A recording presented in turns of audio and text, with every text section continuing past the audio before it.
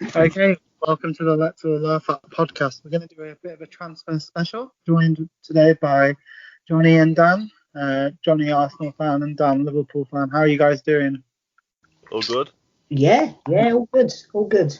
Excited about lockdown and January transfers. Oh, buzzing. Nothing. Absolutely buzzing. Yeah. So we'll look at the top six, and then I'll talk about Newcastle for a little bit as well, just to depress myself more. We may as well start at the top of the table now, and kind of Liverpool. If I know you're second at the moment, Dan. Kind of players that you guys have been linked with and so forth. I think a lot of people expected Liverpool to have a centre half lined up because at the moment you've actually got 2.5 defenders injured, really, isn't it? Because Matip is hardly fit at the moment. Yeah, and obviously Van Dijk and Gomez pretty much out for the season. Have you been surprised that Klopp hasn't gone and got a centre back?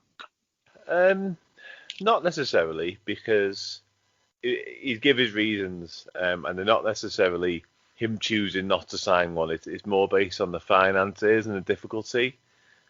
Because of what's going on in the world, which is understandable. But then they're talking, you see reports coming out about January signings, like we linked quite heavily with Ben White today from Brighton. Yeah. And you just think, well, don't wait till the summer. I know things are going to be better in the summer, but we need that now. That's not what we want to hear for 6 months' time. That's what we need right now, because I've said it previously on here. Like, as things stand, I think the difference between us winning the league and not winning the league is the centre-half signing. I can't see us doing it because you've just mentioned Joel Matip being injured at the moment. You could probably drop the at the moment because he's just constantly injured. I like him, but he has a genuine problem with playing a prolonged run of games. He can't do it. And obviously the Van Dijk and Gomez losses are massive. But in terms of who we've been linked with, essentially you name a centre-back, we've been linked with him.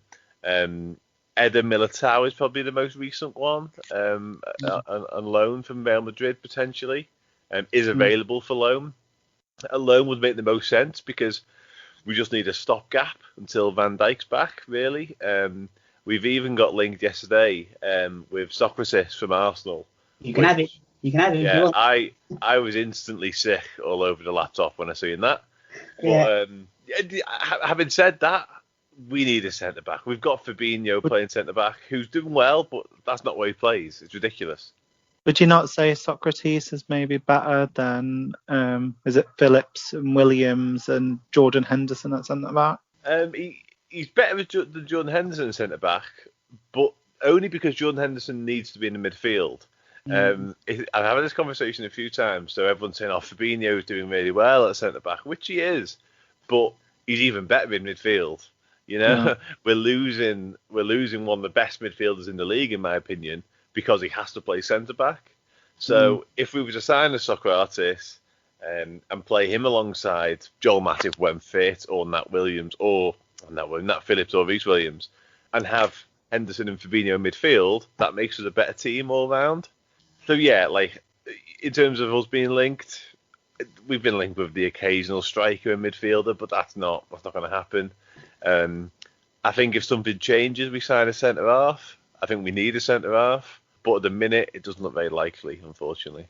I'll tell you what, then, would you take, random question, because I mean, I'm a big critic of this player from Arsenal, but I think playing in a better squad, I think you'd do all right. Would you take Mustafi? Yeah, I would. Yeah. I would. But only in the current circumstances. I don't think I'd take him. Oh, no, definitely not. No. You know what I mean? As a signing, if you like. I'd take him right now, though, 100%. Yeah, because I think, he gets a lot of stick, Mustafi. He does make a lot of mistakes. But I think playing in a better squad, and Liverpool obviously are much better than Arsenal, I think playing with better players around him defensively, with Trent and Robertson, and with Alisson behind him as well, I think he'd do all right, Yeah, and it's a good point, because if you think about even Socrates or Mustafi, the two we've mentioned there, like, they're not the best players in the world by any stretch of imagination, but they don't need to be if you've got a very good team around you. So, for instance, if you've got Fabinho and Henderson in front of Socrates or Mustafi for that matter, then they're not asked to do as much work. No. Whereas if they're constantly under pressure, Arsenal are a good team. We're not talking about the current Sheffield United plight here.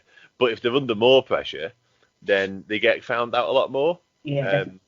So yeah, it's a difficult one, but like I say, the noises coming out from Klopp in particular suggest we're not going to sign someone. But we've done this before, and we've signed Thiago and Jota, so I really hope we do. It's not going to happen before Sunday, obviously, but we don't win the league. We don't win the league without one. You see, I can understand, right, the COVID pandemic affecting like the Championship, League One, League Two, but Liverpool have just won the Premier League, spent 35 million on, Thiago and Jota recently. I do find that I don't know whether they're trying to drive the price down. I know most people are saying loans are going to be the predominant thing at the moment. Yeah. But I'm like, I can't quite buy it when they say that. I'm like, you won the Champions League 2 years ago. You probably have one of the best sponsorship deals and everything at the moment. Obviously, the fans not being there is going to reduce your revenue, but I'm pretty sure, you could spend 10 million, say, on a centre back. I completely agree. I think what a lot of it is, it's not just, although I've mentioned finances as the main protagonist behind us not signing one, there's a really big culture. So before FSG, but before Klopp came in particular, there was a bit of a ad hoc way of signing players. We just kind of signed. Whereas since, they don't sign players just for the sake of signing players. It has to be the right one, and they're determined, perhaps through fault in this instance, because we need one. This would be a good time to revert back, but they're determined to get the right fit. And they'll wait for that. Like we waited for Van Dijk all that time when we needed one. We're doing a very similar thing now. Like when we couldn't get Van Dijk in the summer all them years ago, we didn't just go and sign any centre-back when everyone said we should. We waited for January for Van Dijk. And it's a very similar situation. But having said that, in the middle of a season when we've just lost top spot, it's hard for me as a Liverpool fan not to sit here and say, just go and sign anyone. You know what I mean? Because it's pretty desperate, like. Yeah, I think with Liverpool though, I mean, to be fair, when Van Dijk got injured, it was all the pundits and every fan was saying, they're going to struggle, they're going to finish 12th. To be fair to Liverpool, they've lost Van Dijk, probably the best centre back in Europe, and Gomez as well is a brilliant defender, and he's still second. And if you beat United on Sunday, you go joint top again. Without your two main defenders, you haven't. I know you conceded a lot of goals. Don't get me wrong, but you haven't lost many games. If you know what I mean, you're doing all right for a team that's their main defenders. Yeah, I agree, and we're not doing bad. There's definitely been a dip in the way we play. Yeah. You can see it, and it sounds strange to say the attacking element of our games actually suffered because we lost two defenders, but it definitely has. Oh yeah. So it's worrying. It is worrying. There's no doubt about it. But the only saving grace is, and I think I've touched on it again on here, is this league is a bit of a mess. So nobody's going to need to get 97 points to win it. I don't even think it's possible anymore. You're looking at low 80s, which we could achieve with an injured side.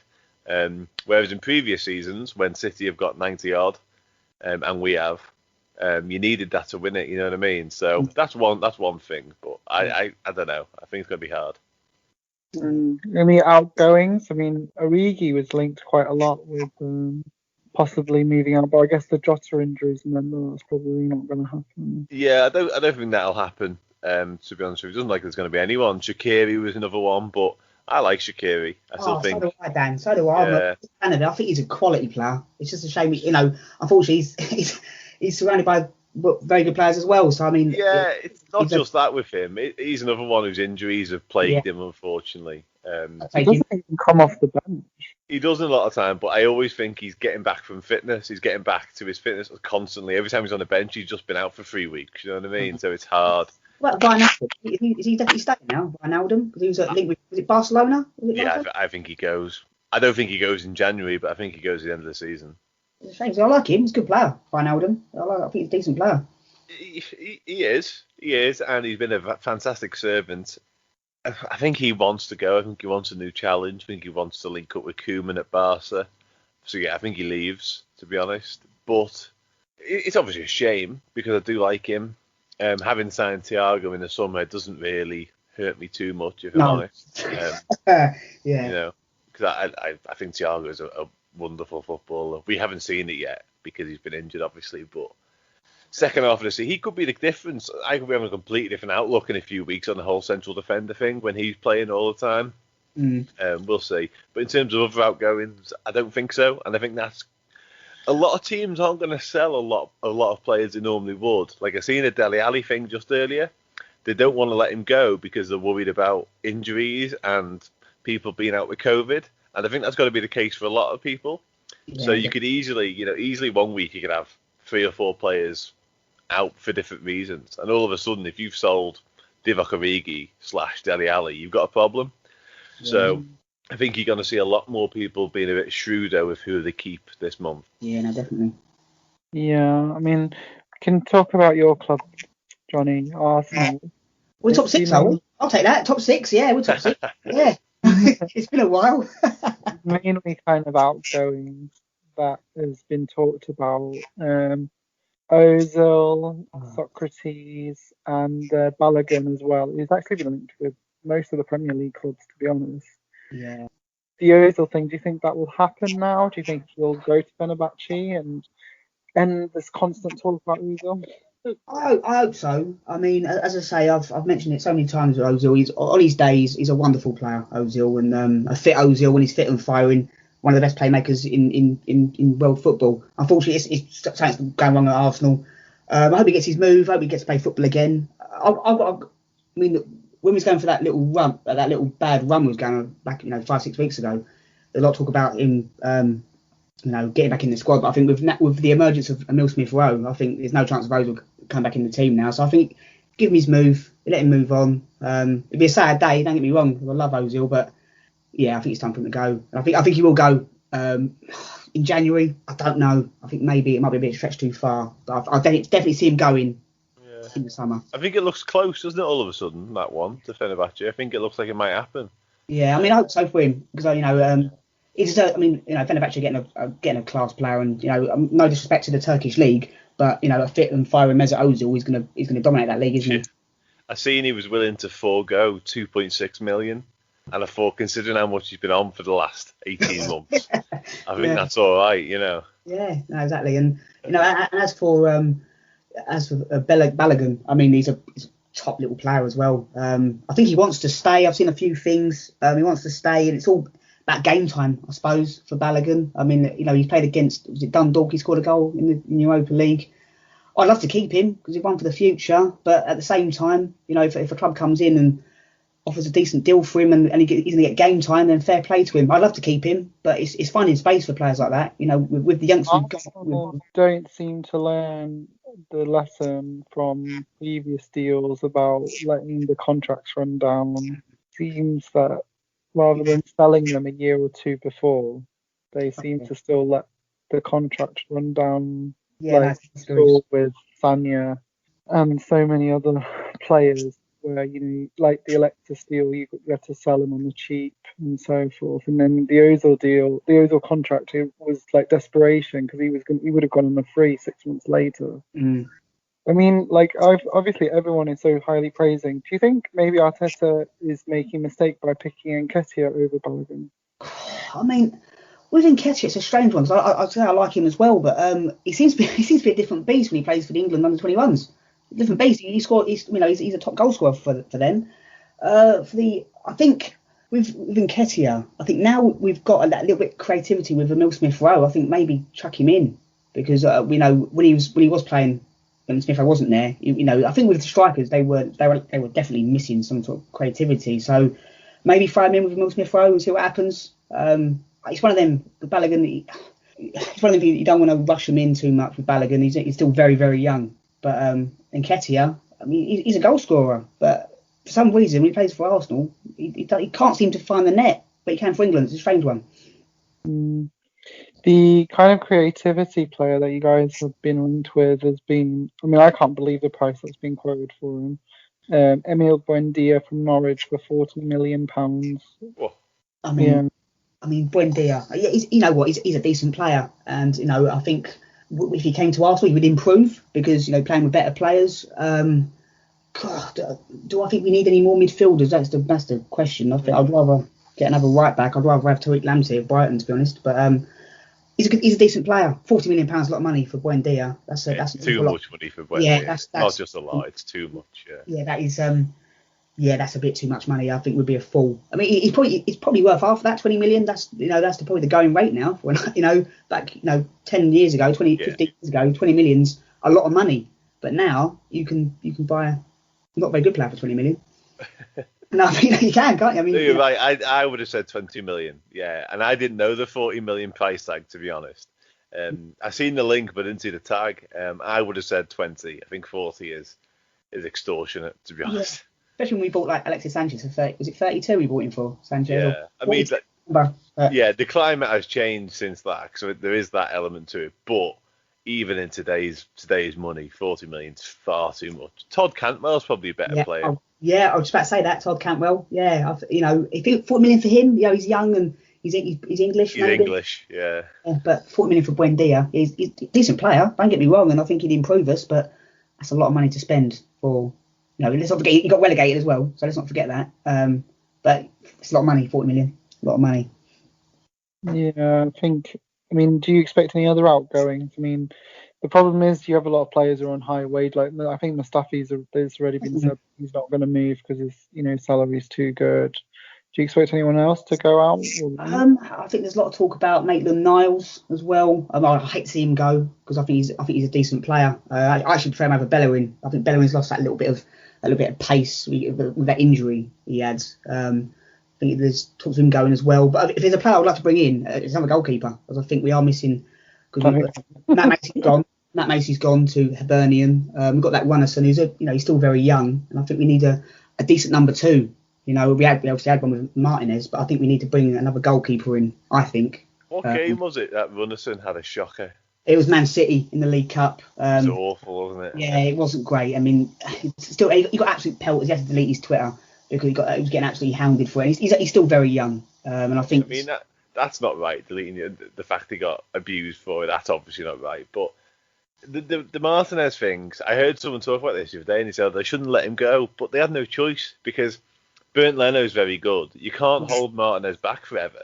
No. You know what I mean? He has to play first in football. He proved he was good enough, so he has to go and play, and he's done it.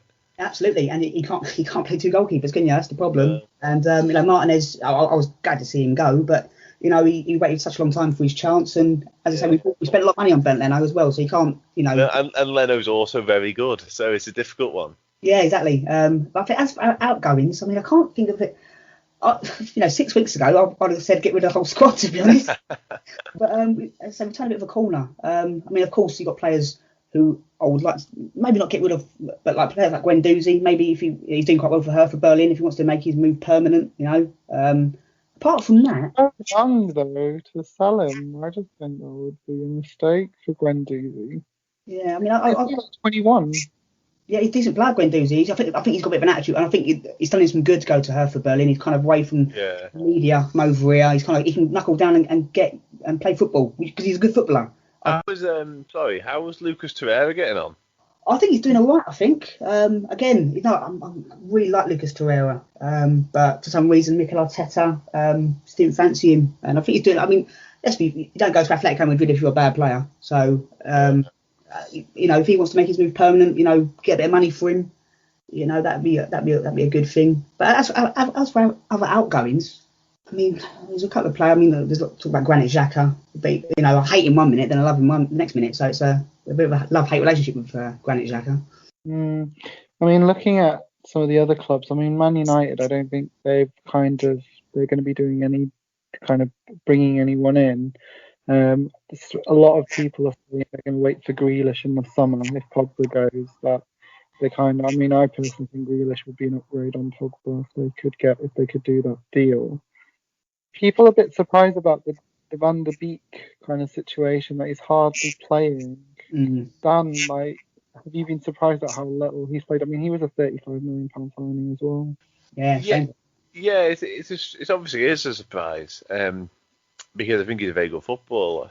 The Pogba one, obviously, he's playing ahead of him, essentially, Pogba, because he's an attacking footballer. I must admit, when they signed him, I remember saying to someone, a United friend of mine that actually exists, by the way, Yeah, I remember saying, like, how are you going to play Fernandes, Pogba, and Van der Beek in the same midfield? Because they're all very attack-minded. Mm. You can play them, but you're going to concede 2 a game if you do it. You know what I mean? Because that's the way football is now. You have to have at least one defensive-minded midfielder in there. And they haven't played all 3 of them, was the answer. It just hasn't happened. Van der Beek's had to sit and watch 90% of the time. Which is a massive shame. And if you look at him on the bench, he looks pretty gutted about it, to be honest. So yeah, it's a strange one. Nothing's going to change. They're not going to sell him because they've only just signed him. And they're not going to loan him out because they've only just signed him. I guess he'll get games in the FA Cup if they go far, which they won't because they've got Liverpool next. So that'll be that done.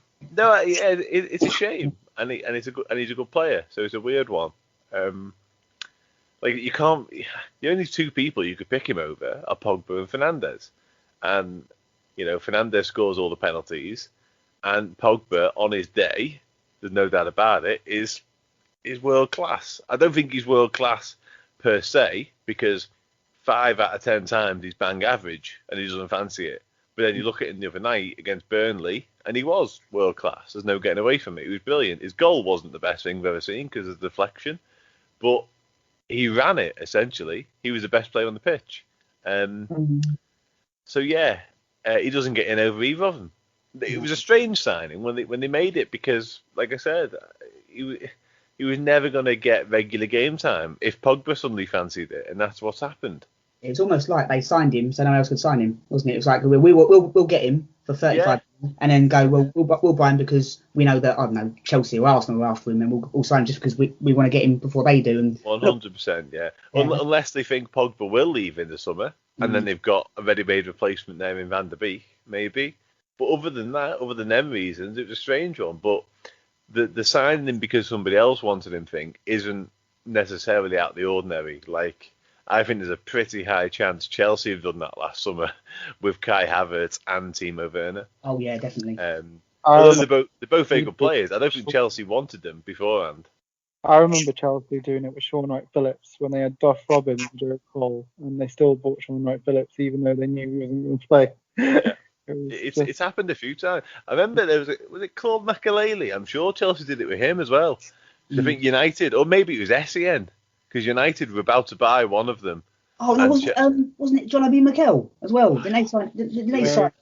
It was one defensive-minded midfielder that Chelsea had out of them 3.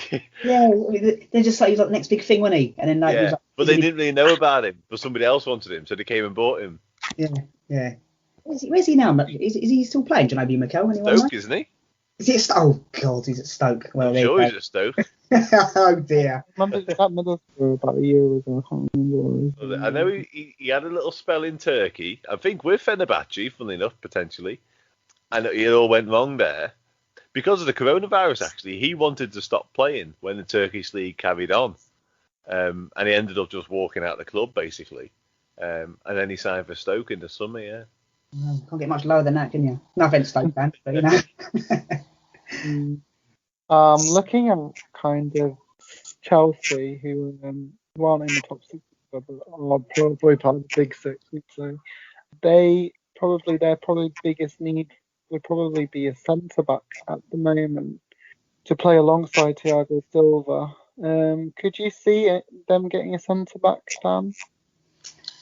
Oh God, I think they probably need one, to be honest. But I mean, how does Frank Lampard go to Roman Abramovich now and ask for 50, 60 more £1 million after what he spent in the summer?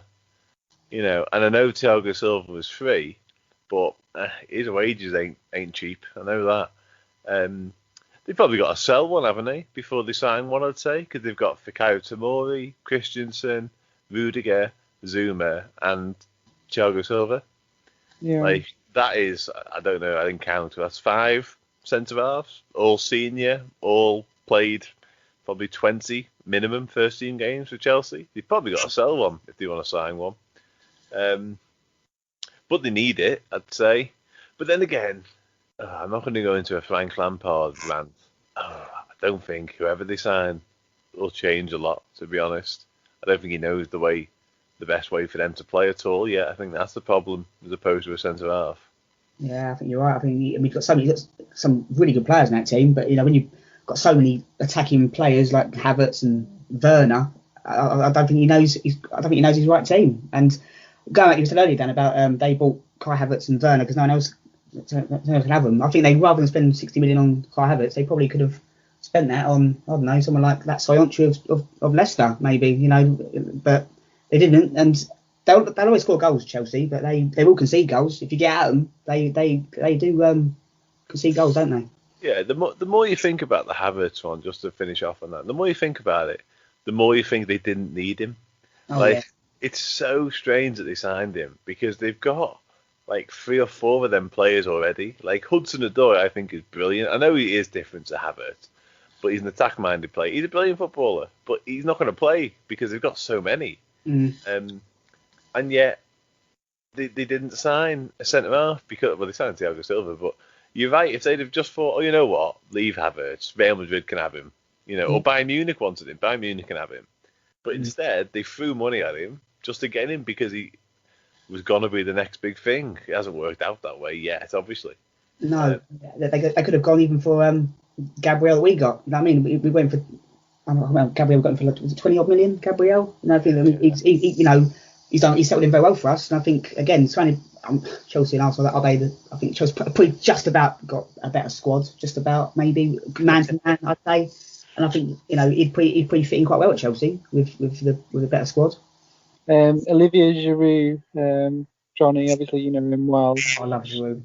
He's probably thinking as well because he's still, he's got an incredible record for France. I think he's not that far off here on those goals actually. Yeah, 10 goals. Is it 10 goals away or something like that? I don't think he's even that. I think he's less. Yeah. He's a phenomenal player, Olivier Giroud. I mean, I was gutted we got rid of him. It was only because of Aubameyang, and but I'd have kept him all day long. He gives you something different, Giroud.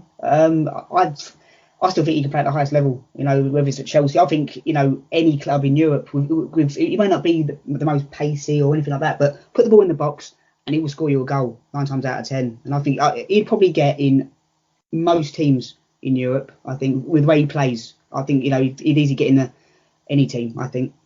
Do you think he's probably just going to be like, okay, I'll just stay and risk not playing because there's a good chance I could play because Werner and Abraham are a little bit far into the season?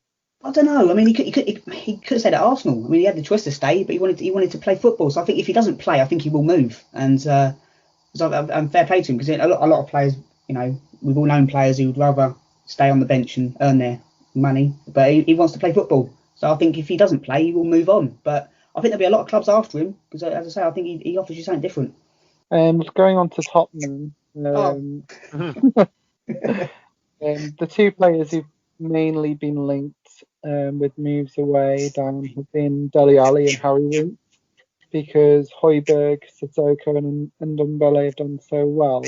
Could you see, I mean, you mentioned it before, I think Dele Alli more needs to move. I mean, he played great against Marine, but... Marine, come on, you can say it. I mean, I just think he needs a change, especially. I also think I watched that Amazon documentary. Dele Alli came across so badly in that documentary, and just wouldn't. For me, doesn't come across as a Mourinho player. I don't see the point of him staying somewhere where it's very unlikely he's going to get a chance. Yeah, I think the last point you made there about him not being a Mourinho player is probably the most salient point. Because I actually think he's a very good footballer who can do things off the cuff and will create something out of nothing, which you probably haven't got. But that is exactly everything Mourinho hates. If you're not going to work hard as well as create stuff and as well as make things happen, he's not interested. Like Dele Alli, for instance, Tottenham playing Arsenal, biggest game of the season, if you like. Dele Alli loses the ball on the half turn, Arsenal break. Dele Alli doesn't track back. Let's just say it happens. Mourinho loses his head and he subs him immediately. And that's exactly the sort of thing that would happen. Like, it's the same as Ozil at Arsenal. Like, as gifted and as talented as these footballers are, Arteta's basically pushed Ozil to one side because he won't do the running, and Mourinho's done the same with Dele Alli. That's not the way he plays, and that's fine for the right manager who can accept that, but Mourinho can't. I think Mourinho has a player who he basically the fans like that he doesn't. It happened at United with Luke Shaw, Chelsea before with Juan Mata. Yeah. I think Dele Alli's this time project basically. Yeah, it's a stamping authority thing, isn't it? I think. With Harry Winks, I mean, he's a tidy enough footballer. There's not a lot to his game, is there? If we're going to be honest, turns the ball over, keeps things ticking, but in terms of cutting edge, there's not a lot going on there. I think he probably needs a move somewhere. He'd be a very good player for a mid-table Premier League club. I'll be honest. The last 2 times he's played for England, where he started, I didn't even realise he was playing till about the 70th minute. And he can do that to you. He can do that to you because he doesn't do a lot wrong, but he doesn't do a lot to stand out either. And there's nothing wrong with that in essence. You know what I mean? He's one of them players like Jordan Henderson in a lot of ways. Like probably hasn't got the work rate of Jordan Henderson, but he doesn't do the outstanding thing that makes you go, wow, that was incredible. But his teammates probably appreciate what he does. But Harry Winks is like a lesser version of that, if that makes sense. So, yeah, I can't see him really working at Tottenham for much longer. I think he probably could do a move somewhere. I mean, Johnny, looking at Manchester City now, I mean, I think they've pretty much said no one's going to be coming in. But they might be letting Eric Garcia go to Barcelona. Do you think there's anyone who Man City could do with? I mean, my personal opinion is this season they've really missed when Aguero and Jesus were out. They really needed a striker. I'm surprised, but they may be waiting for Haaland, who's probably the most informed striker in the world at the moment, and they may be waiting for him in the summer. Yeah, maybe. I mean, if you're a striker who scored lots of goals, I mean, playing for Man City is the ultimate dream with players like Kevin De Bruyne and Bernardo Silva behind you. I think even I might score a couple of goals for them if they're behind me. I think. Honestly, but I think Haaland. I mean, I'd love to see him over here. I think he's a phenomenal player. They've definitely missed Aguero, Man City, definitely. I like Gabriel Jesus, but he's not quite Aguero, is he? But I think City. I mean, I think you could put any striker up front for them and they'd score goals. I think that the talent they've got behind them, you'd be a fool not to, unless you're Raheem Sterling who can't take penalties. Love that. What a great penalty. That was an awful penalty, wasn't it? God. Love all that. You sound too happy about that, Dan. You sound too happy. Oh, it's made up about that. Can I just come in on City? I didn't think they spent money. They can't be buying anyone. It's not like them. And no, on a serious note, I think Aguero looks like he's off, doesn't he? Really looks like he's going. Not this month, but I think he's going to leave at the end of the season by all accounts. It looks like PSG, I think. I find the PSG links, right, where they're linked with both Aguero and Messi. Every time I watch Argentina, when them two are on the same pitch, I know they're very good friends, but they do not play well together. I do not get that. Doesn't matter in France, though, does it? It doesn't matter in France. Exactly. You know what I mean? Moise Kean is a top player in France. Top player, by the way. He's bossing it out there. He's Choupo-Moting. He's out there. Is he out there still? He's at PSG. Oh. Choupo-Moting's gone to Bayern. He got Bayern. Oh, he's got a great agent. I tell you what, his agent, he must be. I tell you what, a brilliant man. He's got Philip Sender as his agent. Unbelievable. But yeah, no, I think City, they look good again, don't they? It's worrying. Yeah, I mean, I don't think, they've said they're not spending any money, haven't they? That Garcia is a good player. I think he's destined to go back to Barcelona, whether it be now or the summer. I think he's really keen for it, to be honest. But if they lose a centre half, I mean, they spent 150 million on two of them in the summer, Nathan Ake and Ruben Diaz. So be it. It just doesn't matter, does it? They could lose 2 or 3 players from most positions, and it wouldn't even affect them. So their strength in depth is ridiculous. Like, people talk about Liverpool's and even United's, and Chelsea's for that matter, but City's is on another level. Like, it really is. They've spent a long time buying a lot of players to get the squad they have, and it is incredible. It really is. Which is partly, and everyone knows my feelings towards them, but if I was a bookmaker, I'd make them quite strong favourites for this league as things stand.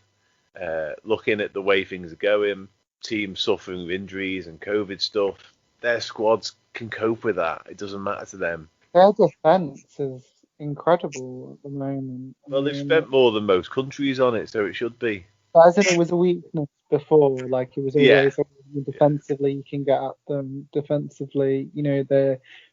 Pep's teams are susceptible to counter attacks and everything like that. But recently, I mean, he's fallen upon Stones and Diaz as a centre back partnership. I mean, who would have said that John Stones, who was linked in this year, would now be arguably one of the first names on the team sheet? So no, he has been really good, fair dues. I say hello, Dan. For Sunday, I think if Liverpool beat United, I think I think City might just be favourites to win the league. But if Liverpool win on Sunday, I still think you've got a big chance this season. Well, I appreciate that, but I'm not down about it. Don't get me wrong. I'm really not down about our chances. But I just, having watched the past 3 or 4 games, I keep harping on about it, but you can't be Premier League champions and play 2 centre midfielders at a centre half.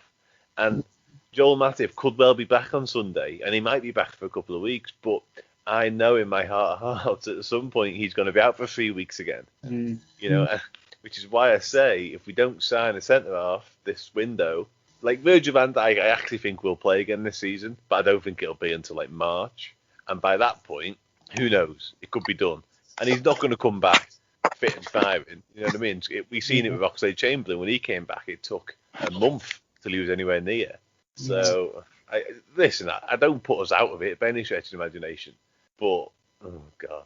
No. Yeah, it's a funny league because, let's say 5-6 weeks ago, it was all, the media and even us on here having a laugh about Arsenal and stuff. If we beat Palace tonight and we beat Newcastle on, is it next week? Newcastle? Oh, we could be 6th, which is incredible. It is a mad league. Like I said to some people the other day, this is the first Premier League season in the history where there's been a different winner every month because we've had Everton, Tottenham, Chelsea, Liverpool essentially were crowned champions in December, and now all of a sudden it's United's to lose in the media's eyes. You know what I mean? Yeah.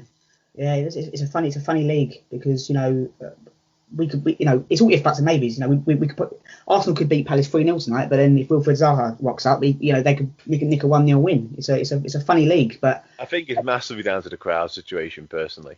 I think all of a sudden you could have one team just not up for it on one day and there's nothing to lift them then. You know what I mean? There's no crowd. There's Arsenal at home tonight. There's no one there. I mean, without being very stereotypical about the Emirates atmosphere, it's not the best in the league. But, is it not? Oh.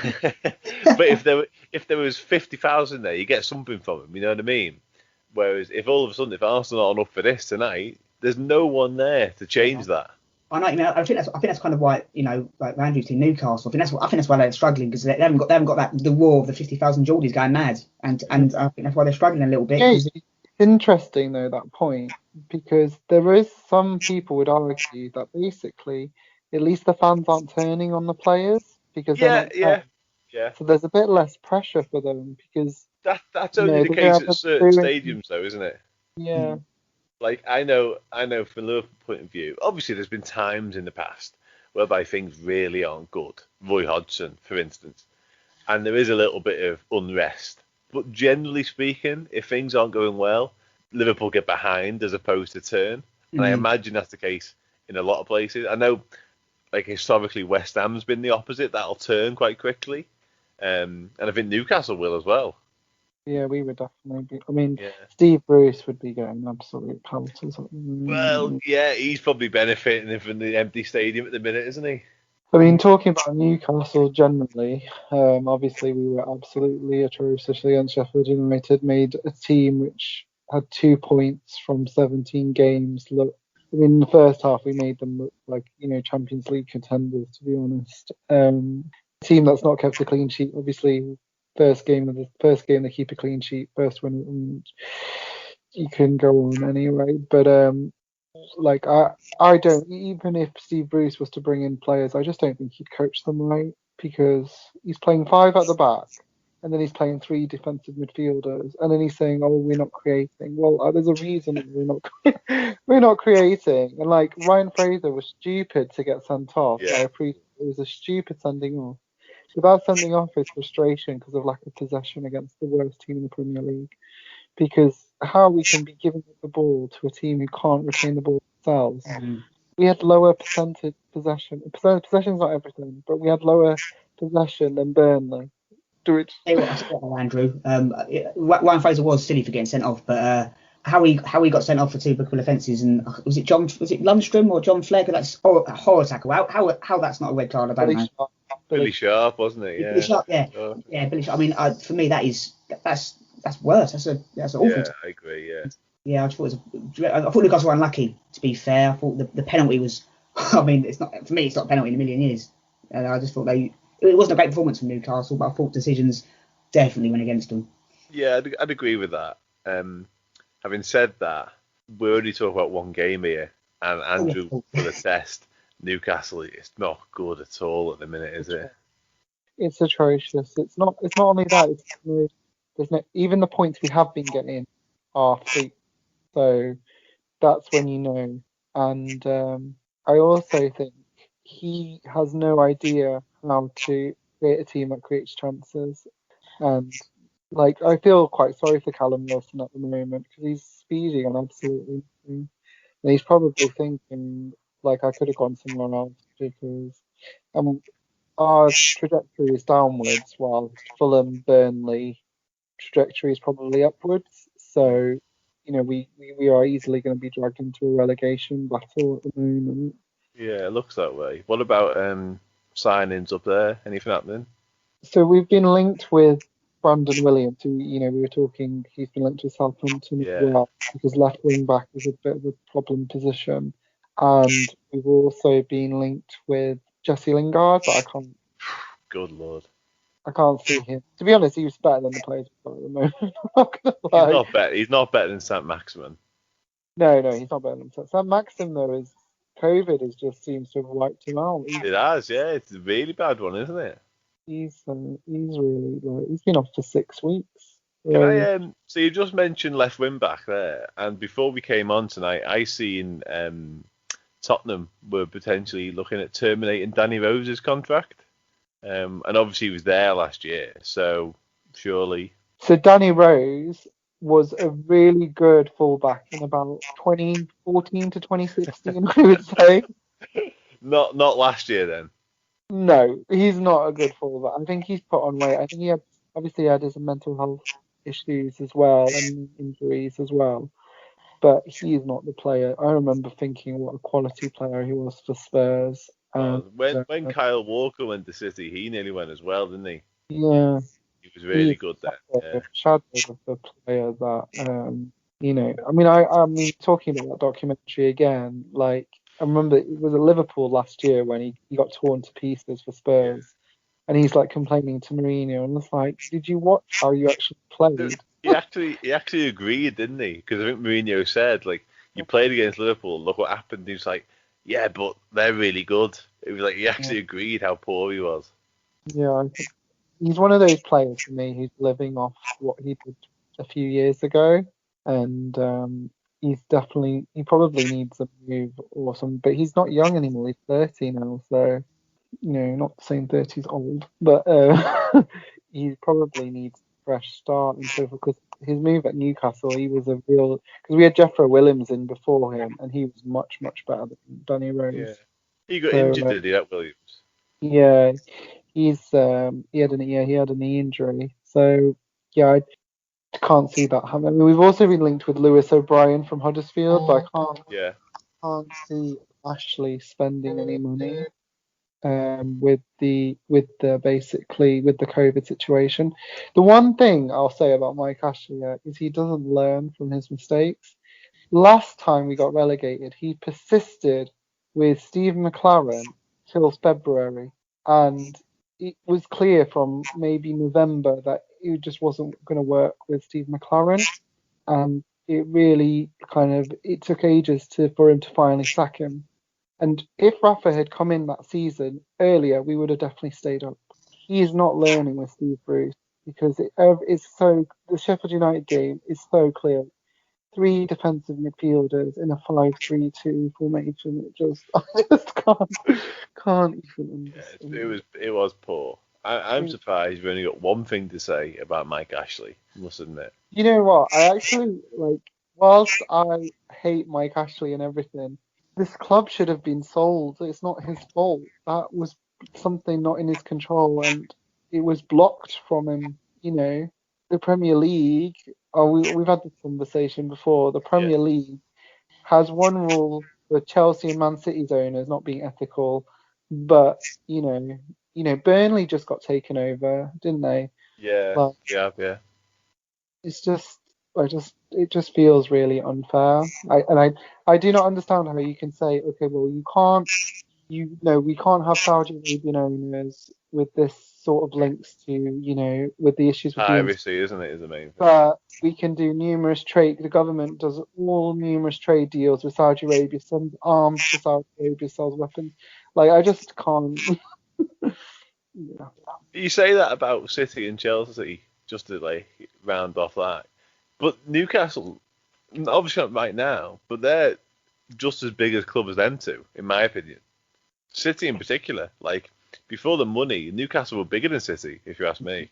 Yeah, I think for me it's strange because it's almost like there's 2 spells for me as a Newcastle fan. There's a spell for me where we had Kevin Keegan and Sir Bobby Robson, and we were always in Europe, playing really nice football and everything. But since then, we've really not done anything, and we don't really have a history. But yeah, the potential is there. If we got a good owner and we got the right manager in and got a good squad going. Yeah, the potential is huge at Newcastle. Really, historically, we haven't actually done anything. We haven't won a trophy since the 60s. Yeah, I used to think that we were. So obviously the top 6 are bigger than us, and I would say City because of the owners has formed them. And then I used to say we were probably Everton, West Ham, Villa. We were probably with them 3. And Leeds now. Yeah, and Leeds now. But actually, I think we're below them now. Yeah, that's probably fair enough. But I remember you being part of the group we've just spoke of, as opposed to now. You know what I mean? Because I would still class Newcastle as a big club. That could be wrong because of what's going on, but the potential's just huge there. The potential is huge. But anyway, so that's it for the podcast today. Hope you guys have enjoyed some of the transfers discussions, and we'll keep an eye out to see what happens over the next 2 weeks that's left. Probably just loan deals if we're honest because of COVID. But hope you enjoy the podcast, and please subscribe to us on Spotify and follow Dan and Johnny's work. Thank you.